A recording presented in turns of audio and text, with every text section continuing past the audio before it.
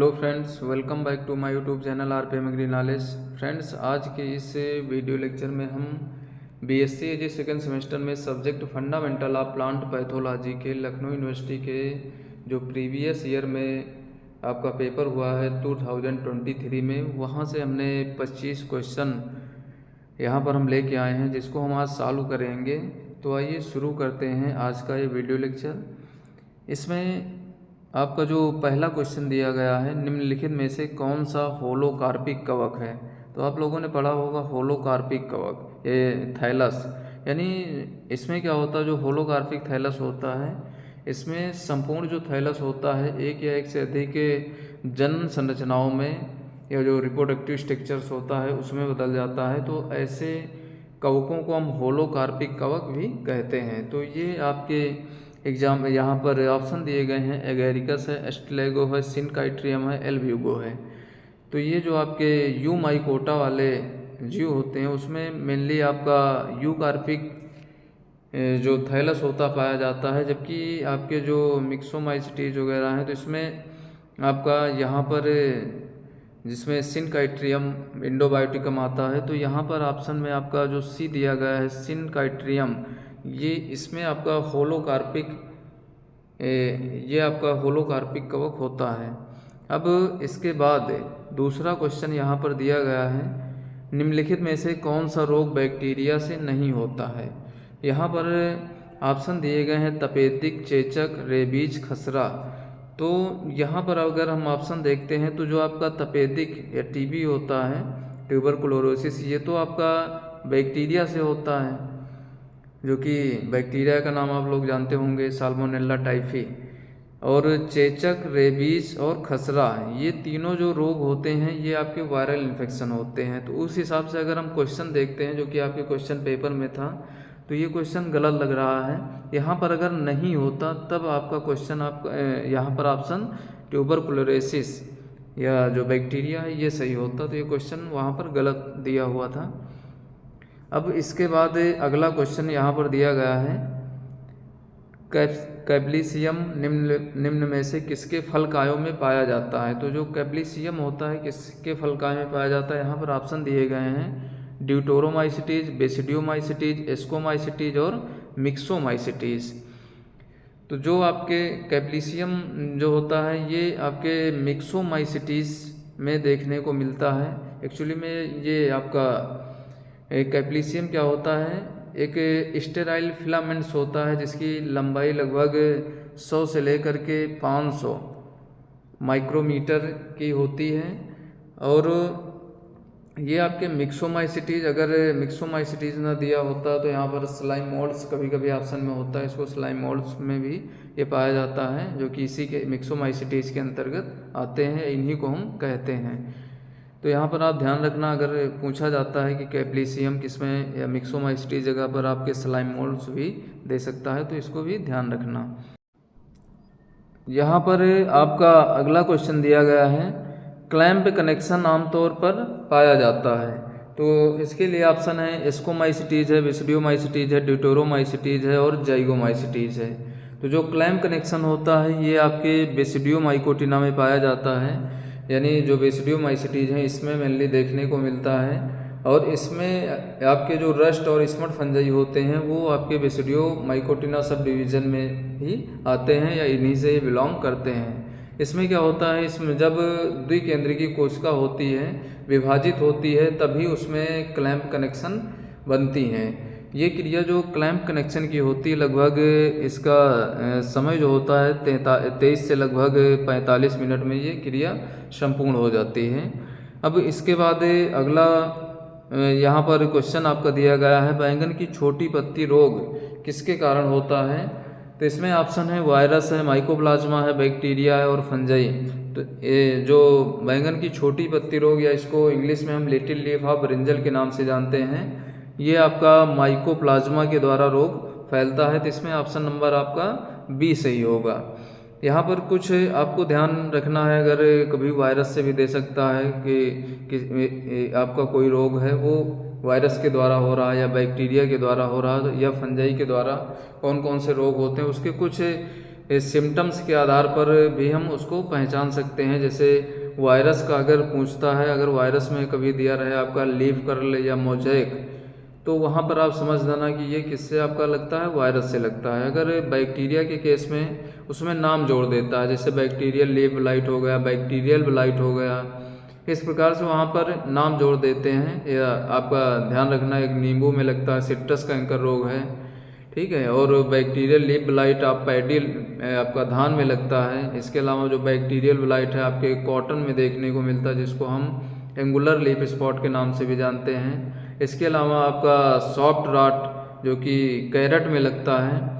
अब फंजाई में अगर आपसे देखा जाए यहाँ पर कौन कौन से रोग हो सकते हैं फंजाई के द्वारा, तो जैसे आपके रस्ट हैं, अगर कहीं पर स्मट दिया है, ब्लाइट दिया है, बंट है, मिल्ड्यू अगर आपसे पूछता डाउनी हो या पाउडरी, ये भी फंजाई से लगते हैं। विल्ट अगर आपके आता है, या फिर लीफ स्पॉट है, या फिर डैम्पिंग ऑफ है, इस प्रकार के अगर सिम्टम्स उसमें दे करके पूछता है कि इस क्रॉप का उस क्रॉप का किसी भी, तो वो आपका किसके द्वारा फैलेगा, मुख्यतः फंजाई के द्वारा। तो ये आपका थोड़ा सा हिंट है, इसको आप ध्यान में रखना। अब इसके बाद अगला क्वेश्चन यहाँ पर दिया गया है आपका, किसी कोशिका द्वारा नग्न डीएनए के टुकड़े को ग्रहण करने की प्रक्रिया को कहा जाता है। इसके ऑप्शन है क्लोनिंग है, ट्रांसफॉर्मेशन है, कॉन्जुगेशन है और ट्रांसडक्शन है। तो इसमें क्या होता है, अगर कोई एक स्ट्रेन है, ठीक है, बैक्टीरिया का यहाँ पर, ठीक है, और जहाँ पर ये क्या है, नेक्ड इसके डीएनए के टुकड़े होते हैं, ठीक है।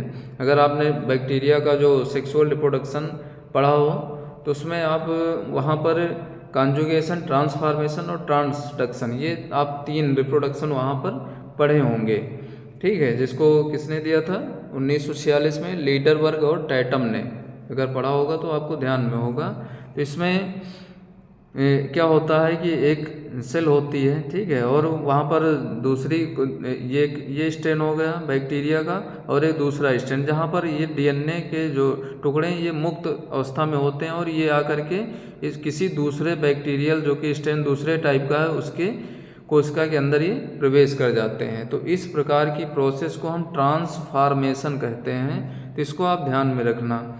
और दूसरा जो कॉन्जुगेशन होता है, इसमें क्या होता है, 2 कोशिकाएं जो होती हैं वो पेयरिंग करती हैं। अगर इस प्रकार से पेयरिंग को पूछता है तब यहाँ पर आपका क्या सही होता है, कॉन्जुगेशन। और ट्रांसडक्शन में क्या होता है, अगर आपसे पूछ ले बैक्टीरियोफेजेस के द्वारा जो जेनेटिक मटेरियल होता है उसका ट्रांसफ़र अगर होता है तो वो ट्रांसडक्शन में होता है। तो तीनों का बेसिक कॉन्सेप्ट आपको ध्यान में यहाँ पर रखना है। इससे लगभग क्वेश्चन आपसे आ सकते हैं यहाँ से भी, तो इसको ध्यान से देख करके इसको नोट कर लेना। इसके बाद अगला क्वेश्चन दिया गया है, उच्च तापमान और निम्न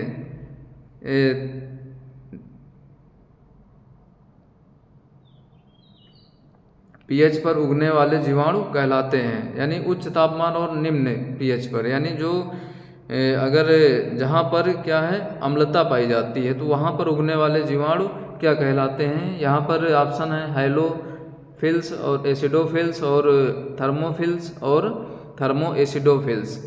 तो यहाँ पर जो आपका ऑप्शन सही होगा, यानी उच्च तापमान और निम्न पीएच, यहाँ पर पीएच भी था वो मिस हो गया है टाइपिंग में। तो यहाँ पर आपका अगर उच्च तापमान और निम्न पीएच पर अगर जो फंजाई जो बैक्टीरिया उगते हैं उसको हम थर्मो एसिडोफिलस कहते हैं, क्योंकि टेम्परेचर थर्मो और एसिडो मतलब एसिड, यानी निम्न पीएच होता है तो क्या होता है, एसिड होता है। तो यहाँ पर ऑप्शन नंबर आपका डी सही होगा। अगर आपसे हाइलोफिल्स की बात करें तो यहाँ पर आपका क्या होगा, हाई सॉल्ट कंसंट्रेशन। अगर हाइलोफिल्स पूछता तो क्या होता, अगर जहाँ पर अधिक नमक हो या फिर साल्ट हो, ठीक है, लवणता हो, तो उस कंडीशन में उसको हाइलोफिल्स के नाम से हम जानते हैं।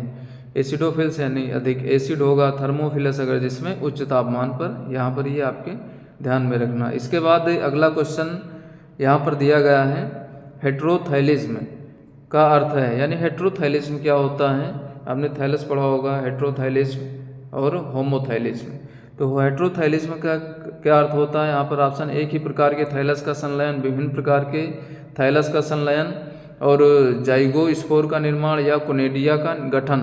तो इसमें हेटेरोथाइलस में क्या होता है, विषम प्रकार के थाइलस का संलयन होता है, तो उसको हम क्या बोलते हैं, हेटेरोथाइलस। अगर होमोथाइलस में होता तब यहाँ पर एक ही प्रकार का होता, तो यहाँ पर ऑप्शन नंबर बी सही है। इसके बाद अगला क्वेश्चन दिया गया है, बैक्टीरिया में श्वसन संरचना होती है। ऑप्शन है मीसोसोम, लाइसोसोम, माइटोकॉन्ड्रिया और राइबोसोम। तो जो बैक्टीरिया होते हैं उसमें श्वसन संरचना मीसोसोम्स होती हैं, तो इसमें ऑप्शन नंबर आपका ए सही होगा। इसके बाद अगला क्वेश्चन दिया गया है, गोबर पर उगने वाले कवक को कहा जाता है। तो जो गोबर पर उगने वाले कवक होते हैं उसको क्या कहते हैं, ऑप्शन है ह्यूमिकोलस, लिग्नोकोलस और फंगीकोलस और कैप्रोफिलस।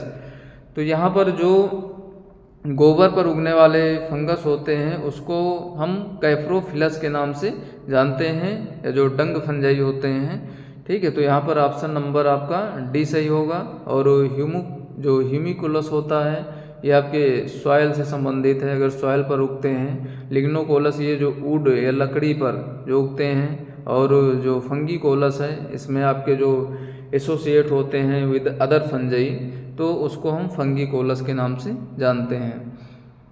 अब इसके बाद अगला क्वेश्चन यहाँ पर आपका दिया गया है, निम्नलिखित में से कौन सा सबसे छोटा रोग पैदा करने वाला एजेंट है जो केवल उच्च पौधों में मौजूद होता है।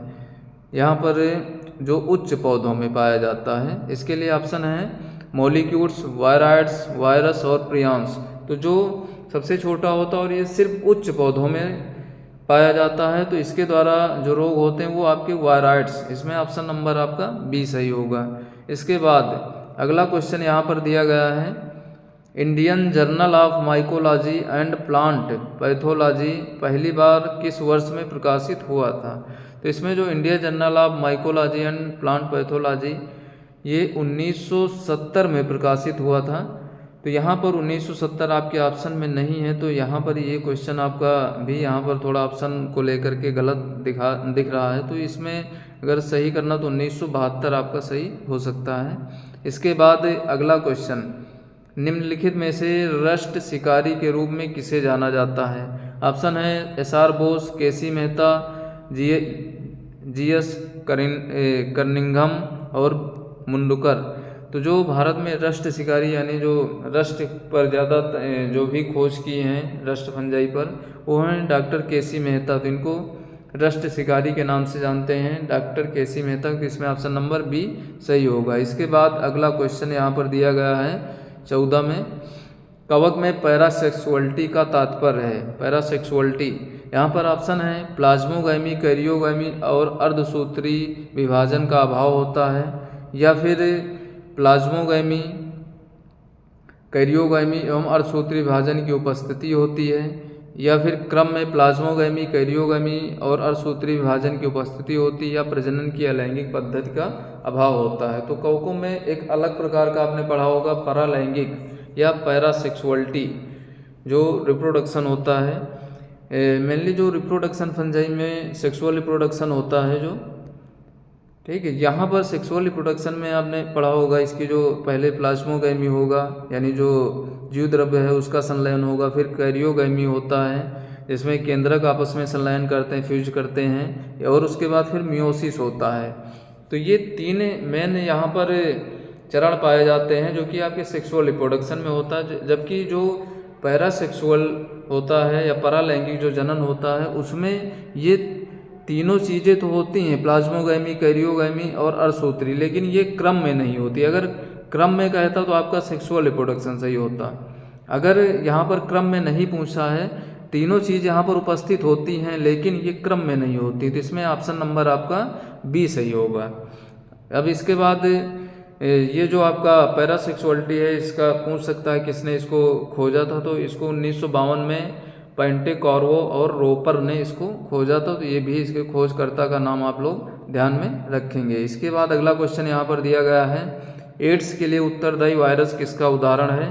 ऑप्शन है adeno virus, Mosaic virus, T even virus और रेट्रो वायरस। इसमें ऑप्शन नंबर डी आपका रेट्रो वायरस सही होगा।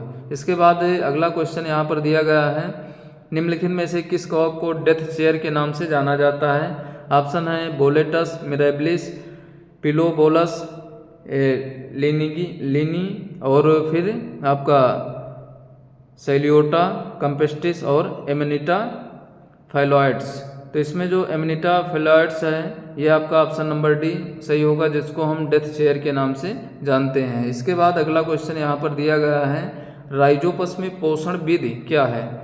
यह जो राइजोपस है म्यूकर है, आपने जाइगोमाइकोटिना के जो फंजाई होते हैं ये बेसिकली आपके सेप्रोफाइट यानी मृत जीवी होते हैं, जो कि मृत पदार्थों से अपना पोषण प्राप्त करते हैं, तो उनको हम क्या बोलते हैं, सेप्रोफिटिक फंजाई या मृत जीवी। तो इसमें ऑप्शन नंबर आपका सी सही होगा। ठीक है, अब इसके बाद अगला क्वेश्चन यहाँ पर दिया गया है, पिली जीवाणुओं में सहायक होता है। पिली किस लिए सहायक होती हैं, ये रोमदास संरचनाएं होती हैं। तो ऑप्शन है रेप्लिकेशन, ट्रांसडक्शन, कॉन्जुगेशन और ट्रांसफॉर्मेशन। अभी हमने आपको बताया था कॉन्जुगेशन में क्या होता है, दो कोशिकाएं पेयरिंग करती हैं। तो जब दो कोशिकाएं पेयरिंग करती हैं तो इसमें पिली जो कि होती है यही कोशिकाओं को पेयरिंग करने में सहायता प्रदान करती है, जो कि किसमें पाया जाता है, कॉन्जुगेशन या संयुग्मन में पाया जाता है, हिंदी में इसको बोलते हैं। इसमें ऑप्शन नंबर आपका सी सही होगा। अब इसके बाद अगला क्वेश्चन यहाँ पर दिया गया है, स्काई या बेसिडिया धारण करने वाले फर्टाइल परत को क्या नाम दिया गया है। यानी जो स्काई आपके एस्कस या जिसको एस्कोमाइकोटिना के जो सदस्य हैं और बेसिडिया यानी जो धारण करने वाले यानी जो बेसिडियोमाइकोटिना के सदस्य होते हैं, उसमें फर्टाइल परत को हम क्या कहते हैं। तो इसमें ऑप्शन है स्पोरेंजिया, एस्कस, हाइमेनियम और बेसिडियम। तो फर्टाइल परत को हम हाइमेनियम के नाम से जानते हैं, तो इसमें ऑप्शन नंबर आपका सी सही होगा। अब इसके बाद अगला क्वेश्चन आपका दिया गया है, अपने अनुसंधानों से भारत का नाम रोशन करने वाले भारतीय रस्ट विशेषज्ञ थे। यानी जो रस्ट साइंटिस्ट थे या फादर ऑफ व्हीट रस्ट जो कि इन इंडिया कहा जाता है। ऑप्शन है यहाँ पर S B. Saxena, K C. Mehta, E J. Butler और बी.बी. मुंदकर।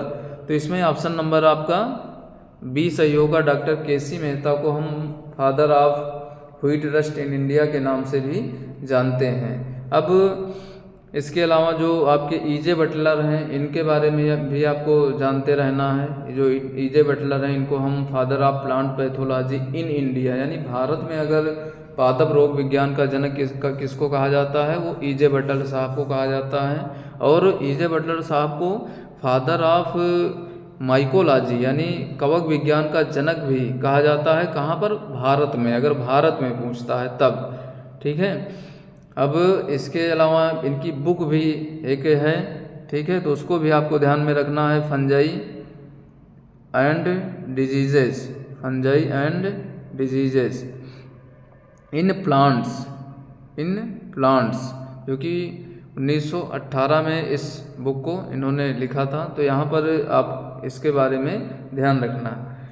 इसके बाद अगला क्वेश्चन यहाँ पर दिया गया है, भारत में दर्ज की गई पहली पादप बीमारी कौन सी थी। यहाँ पर ऑप्शन है rust of wheat, late blight of potato, और फिर ऑप्शन आपका दिया गया है सिट्रस कैंकर और पाउडरी मिल्ड्यू ऑफ ग्रेप्स। तो भारत में जो सबसे पहले बीमारी खोजी गई थी वो थी आपके रस्ट ऑफ व्हीट। तो इसमें आप ऑप्शन नंबर 1 जो आपका है रस्ट ऑफ व्हीट, इसको आप ध्यान में रखना। अब इसके बाद अगला क्वेश्चन यहाँ पर दिया गया है, भारतीय फाइटोपैथोलॉजिकल सोसाइटी की स्थापना किस वर्ष हुई थी। ऑप्शन है 1928, 1947, 1963 और 1964। तो जो भारतीय पैथोलॉजिकल सोसाइटी है इसकी स्थापना 1947 में हुई थी। अब 1947 में इसकी जो स्थापना हुई थी, अगर पूछ ले आपसे इसको किसने फाइटोपैथोलॉजिकल जो सोसाइटी इसकी स्थापना किसने की थी, तो आप ध्यान में रखना बी.बी. मुंदकर साहब का नाम। बी.बी. मुंदकर साहब जो थे इन्होंने ही इंडियन फाइटोपैथोलॉजिकल सोसाइटी इसकी स्थापना की। कहाँ पर, IARI न्यू दिल्ली में। और यहाँ से इन्होंने इंडियन फाइटोपैथोलॉजी, एक जनरल थी जो कि फाइटोलॉजी के क्षेत्र में इंडियन फाइटोपैथोलॉजी, इस पत्रिका को आप जरूर ध्यान रखेंगे जो जर्नल है। इनके अलावा इसके अलावा इनकी एक बुक है फंजाई एंड प्लांट डिजीजेस। इस बुक का भी आप लोग नाम ध्यान रखेंगे यहाँ पर, जो कि बी.बी. मुंदकर ने लिखी थी। एक तो आपके ई.जे. बटलर की है, उनकी बुक का नाम है fungi and diseases in plants, और जबकि बीवी मुंदकर साहब की जो बुक है, इनकी बुक का नाम क्या है, फंजाई एंड प्लांट डिजीजेस। तो दोनों में काफ़ी सिमिलरिटी है, यहाँ पर आप इसको ध्यान में रखना। अब इसके बाद अगला क्वेश्चन यहाँ पर दिया गया है, भारत में पहली पादप विकृति विज्ञान प्रयोगशाला कहाँ स्थापित की गई है। इसमें ऑप्शन है Indian agricultural research institute IARI new Delhi, central potato research institute CPRI Shimla, national botanical research institute NBRI Lucknow, या फिर Indian council of agriculture research ICR जो कि न्यू दिल्ली में स्थित है। यानी जो पहली पादप विकृत विज्ञान यानी प्लांट पैथोलॉजी की जो लेबोरेटरी है सबसे पहले कहाँ स्थापित की गई थी, तो ये आपका IARI यानी जो इंडियन एग्रीकल्चर रिसर्च इंस्टीट्यूट है न्यू दिल्ली में, इसमें सबसे पहले स्थापित की गई थी। अब इसके बाद अगला क्वेश्चन यहाँ पर दिया गया है, रोग जनक के हमले के जवाब में पौधों द्वारा उत्पादित प्रोटीन अणु के लिए क्या शब्द है जो रक्षा तंत्र को ट्रिगर करने में महत्वपूर्ण भूमिका निभाता है। इसमें ऑप्शन है हार्मोन्स है, एंटीबॉडीज है, पॉइजन है और फाइटोलेक्सिन है।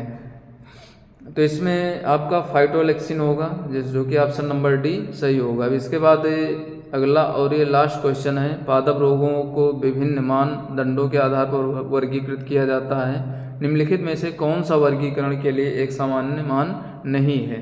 आप लोगों ने प्लांट डिजीज हैं उनका क्लासिफिकेशन पढ़ा होगा डिफरेंट बेस पर। तो यहाँ पर सिम्टोमेटोलॉजी आपका है और काजेटिव एजेंट है, जियोग्राफिकल डिस्ट्रीब्यूशन है, फ्लावर कलर ऑप्शन है। तो इसमें 3 तो आपने पढ़ा होगा, जो फ्लावर कलर है ये आपका नहीं है, तो इसमें ऑप्शन नंबर डी सही होगा। तो ये था हमारा आज का वीडियो लेक्चर जिसमें हमने प्लांट पैथोलॉजी के 25 क्वेश्चन कवर किए। आशा है कि आपको वीडियो अच्छा लगा होगा। तो इसके बाद हम लगभग 25 क्वेश्चन का जो सेकंड पार्ट है वो भी लेकर के आएंगे। तो धन्यवाद।